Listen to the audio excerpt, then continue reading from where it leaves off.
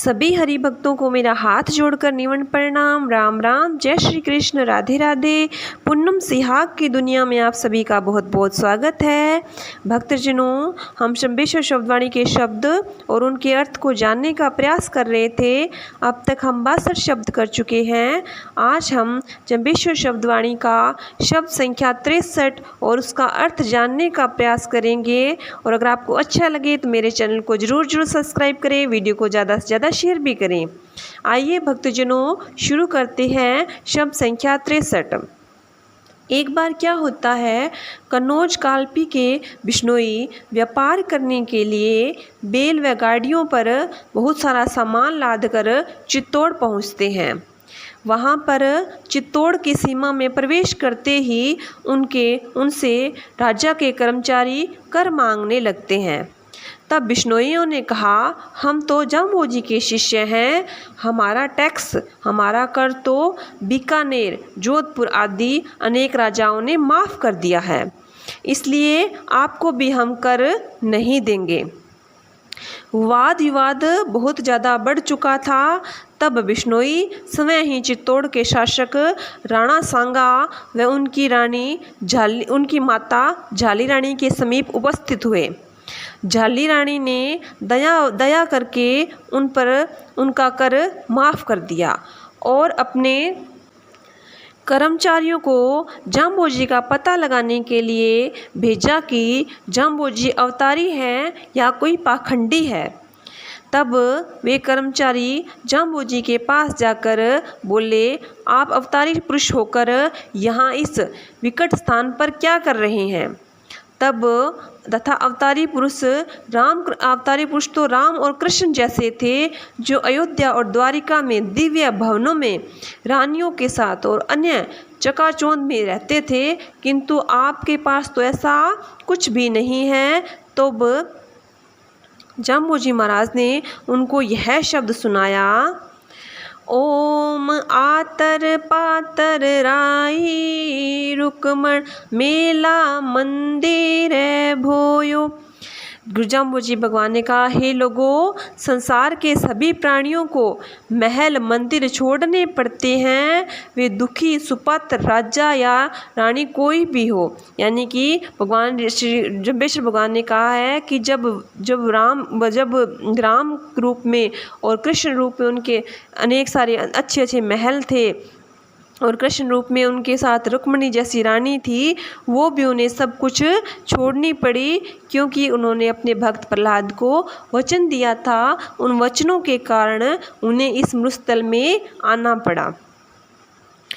गढ़ सोवन्ना ते पैण मेल्या रहा चढ़ासी ही जोयो।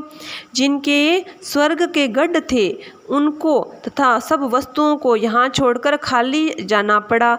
यानी कि गुरु जम्बेश्वर भगवान ने कहा, इस संसार में जितने भी लोग थे, चाहे उनके स्वर्ग जैसे गढ़ थे, बहुत बड़ी बड़ी उनके पास वस्तुएं थी, उनको भी छोड़कर उन्हें खाली हाथ जाना पड़ा। तो इन वस्तुओं का तो क्या मोल है, कुछ भी मोल नहीं है, ये तो यही रह जाती है।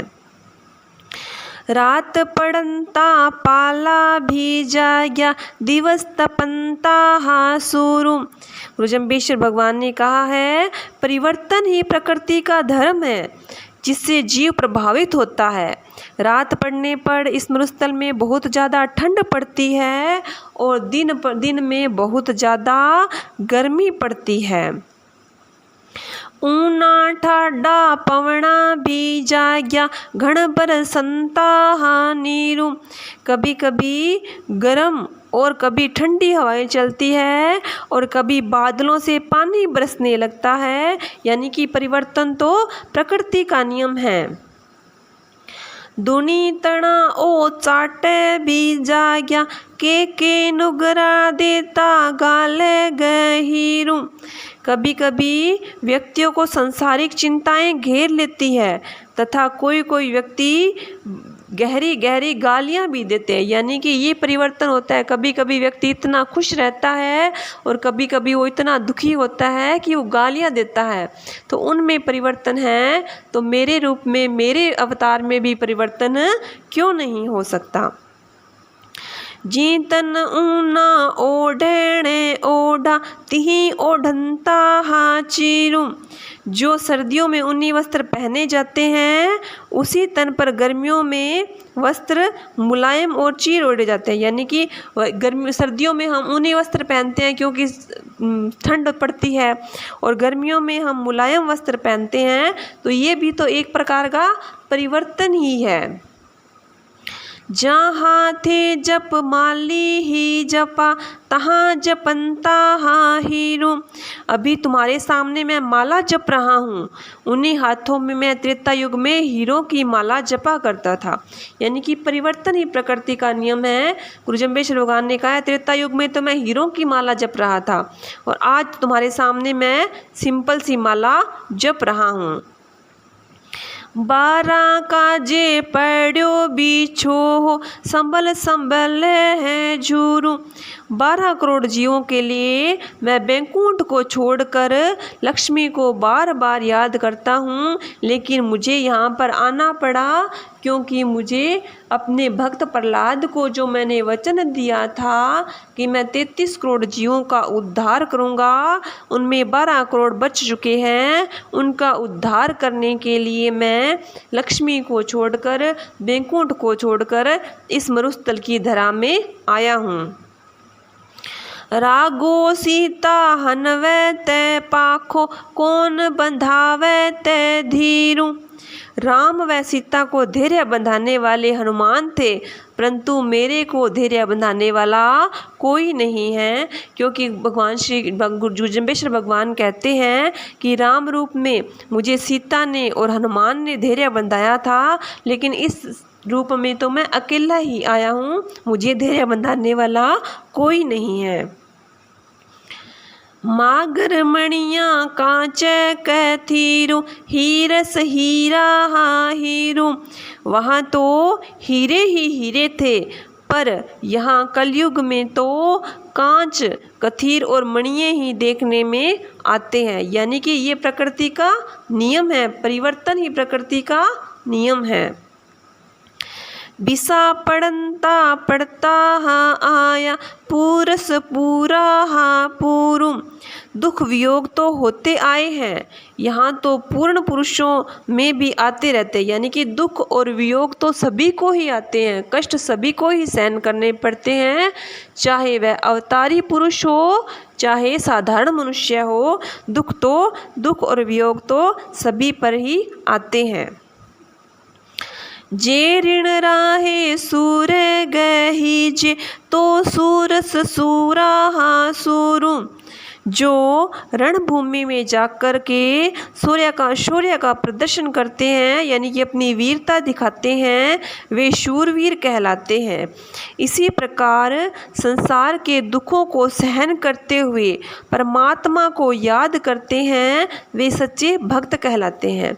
यानी कि जो युद्ध भूमि में जाकर जो अपनी वीरता को प्रदर्शन करते हैं तो वे तो शूरवीर कहलाएंगे ही, लेकिन जो मनुष्य इस संसार के दुखों को सहन करते हुए भी परमात्मा को कभी भूलता नहीं, उसे हमेशा याद करता है, वही असल में सच्चा भक्त होता है।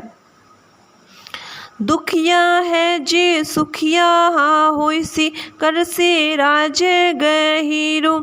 क्योंकि दुख हमेशा नहीं रहता, कभी ऐसा अवसर आता है कि दुखी आदमी सुखी होकर राज्य करने लगता है। गुरु जम्बेश्वर भगवान ने कहा है दुख तो सभी के जीवन में जरूर आता है, वियोग सभी को जरूर होता है, चाहे तो वह अवतारी पुरुष हो चाहे साधारण मनुष्य हो, लेकिन दुख हमेशा नहीं रहता। कभी कभी दुख आता है, कभी दुखी आदमी भी धीरे धीरे सुख आता है। दुखिया है जो सुखिया हो, इसी मतलब दुखी व्यक्ति भी एक दिन सुखी हो जाता है। दुख जरूर आता है तो सुख भी जरूर ही आता है। महा अंगीठी बिरखा हा ओल्यो जेठ न ठंडा हा नीरू।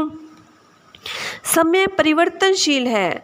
माघ के महीने में ताप और वर्षा से बचने के लिए ओट चाहिए तथा गर्मी के महीने में ठंडे पानी की ज़रूरत पड़ती है। यानी कि परिवर्तन ही है ये सृष्टि का। माघ के महीने में तो इतनी ज़्यादा ठंड पड़ती है कि हमें वस्त्रों से लिपट कर रहना पड़ता है और बारिश से हम बचते हैं।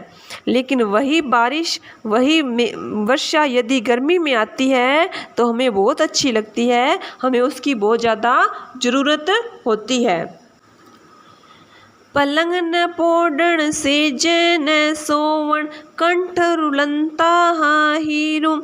जो सोने के लिए पलंग, सेज, सैया और गले में हीरों की माला आज है वो कल न भी हो। यानी कि जो आज सोने के पलंग पर सो रहा है, हीरों की माला पहन रहा है, ये ज़रूरी नहीं है कि कल भी उसके पास वही होगी, क्योंकि परिवर्तन है। कभी दुखी आदमी सुखी हो जाता है तो कभी सुखी आदमी दुखी हो जाता है।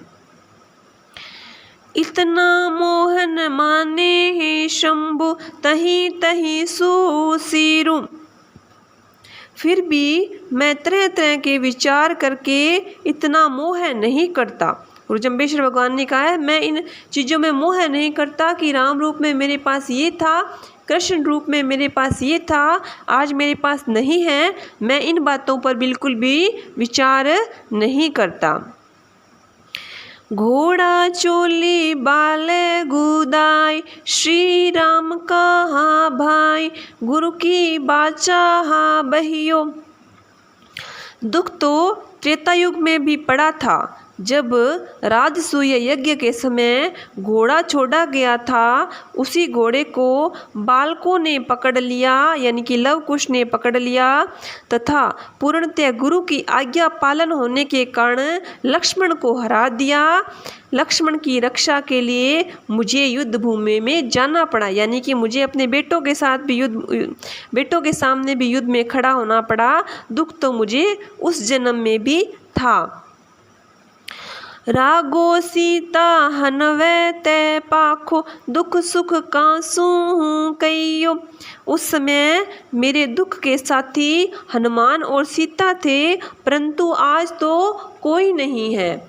इस शब्द में गुरु जम्बेश्वर भगवान ने हमें ये बताया है कि दुख और सुख तो सभी के जीवन में आते हैं, चाहे वो अवतारी पुरुष हो, चाहे वो साधारण मनुष्य हो। गुरु जम्बेश्वर भगवान ने कहा है राम रूप में मेरे पास महल थे, घोड़े थे, हाथी थे, सब कुछ था, लेकिन मुझे भी दुख हुआ, मुझे भी दुख सहन करना पड़ा। मुझे सीता का वियोग हुआ, मुझे लक्ष्मण को जब मूर्छित हुए तब मुझे दुख हुआ। तो मुझे दुख तो मुझे उस समय भी था, तो और क्या सुख भी होता है और दुख भी होता है। और गुरु जम्बेश्वर भगवान ने कहा कि कृष्ण रूप में मेरे पास रानियां थी, रुक्मणी जैसी रानियां थी, महल थे, हीरों की माला थी, रेशमी वस्त्र थे, और आज मैं इस मरुस्थल भूमि में वैकुंठ को छोड़कर, लक्ष्मी को छोड़कर आया हूँ अपने भक्त प्रहलाद के वचनों के कारण। और जम्बेश्वर भगवान ने कहा है इस जन्म में मुझे, उस जन्म में तो मुझे सीता और मेरे को सीता और हनुमान भी मेरे साथ थे मेरे दुख को बांटने के लिए, लेकिन आज मेरे पास कोई नहीं है। फिर भी मैं इन बातों पर ध्यान नहीं करता, क्योंकि दुख और सुख तो सृष्टि का नियम है। जो दुखिया है वो सुखिया होसी, यानी कि जो दुखी आदमी है, दुखी व्यक्ति है, वो एक दिन सुखी हो जाता है। और कोई ज़रूरी नहीं है कि जो आज सुखी है वो हमेशा ही सुखी रहे। जो आज उसके पास सोने के महल है वो कल भी रहे, ऐसा भी कोई ज़रूरी नहीं है। इसलिए गुरु जम्बेश्वर भगवान ने कहा मैं इन बातों पर विचार नहीं करता, इन बातों से मोह नहीं करता। मुझे अपना कर्म करना है, मुझे अपने भक्त प्रहलाद को दिए गए वचनों के कारण मैं यहाँ पर आया हूँ, लोगों का उद्धार करने के लिए आया हूँ, धर्म की स्थापना करने के लिए मैं यहाँ पर आया हूँ। यही गुरु जम्बेश्वर भगवान ने हमें इस शब्द में बताया है। बोलिए गुरु जम्बेश्वर भगवान की जय, बोलिए विष्णु भगवान की जय। नारायण नारायण नारायण नारायण।